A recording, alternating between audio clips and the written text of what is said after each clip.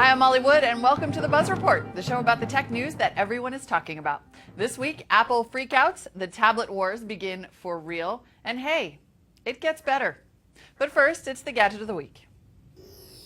The Gadget of the Week is the new MacBook Air. It's got roughly the shape and sharp, narrow edge of a butcher knife and the guts of an entry-level MacBook, except the graphics. Those are pretty good. There's a 13.3-inch and an 11-inch model, and the prices range from $999 to $1599. All the new Airs are flash memory only, so Steve Jobs promises instant-on performance, like the iPad, super long battery life, like the iPad, and he also said that Apple is opening up an app store for the Mac, which would mean you could download apps on your flash memory, super thin, super sexy laptop, kind of like the iPad, except for 2 to 3 times the cost. So I gotta say, I'm going with the iPad on this one.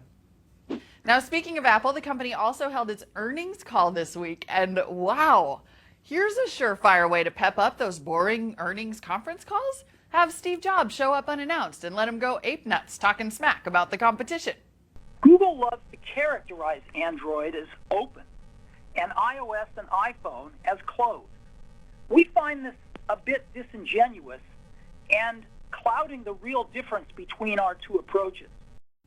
In a 5-minute rant, he talked about how 7 inches isn't enough for a tablet screen because the app experience is terrible and you'd have to file down your fingers to use it.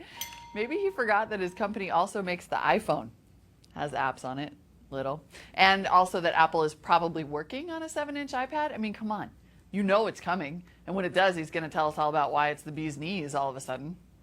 Jobs then went on to extol the virtues of Apple's consistent user experience as opposed to the fragmented nature of Android.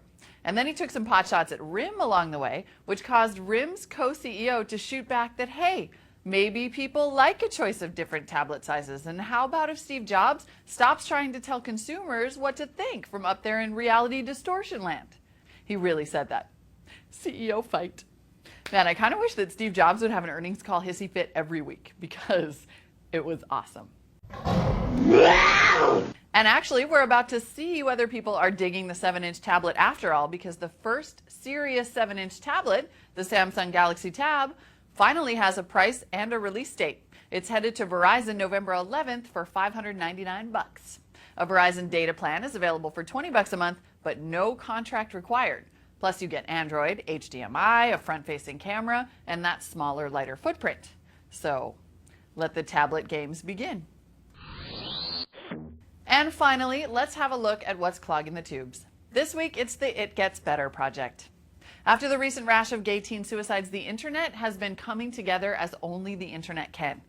It started when columnist Dan Savage put out a call for people to post videos. Then a YouTube video of a Texas city councilman tearfully telling teens that it does get better got more than 3 million views. Now, gay and lesbian Google employees have recorded a video. Even Hillary Clinton is doing one.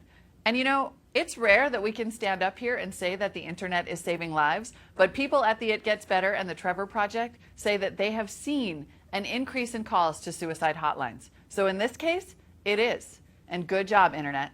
And yes, everyone, I promise it does get better. And that's the Buzz Report for this week, everyone. I'm Molly Wood, and thank you for watching.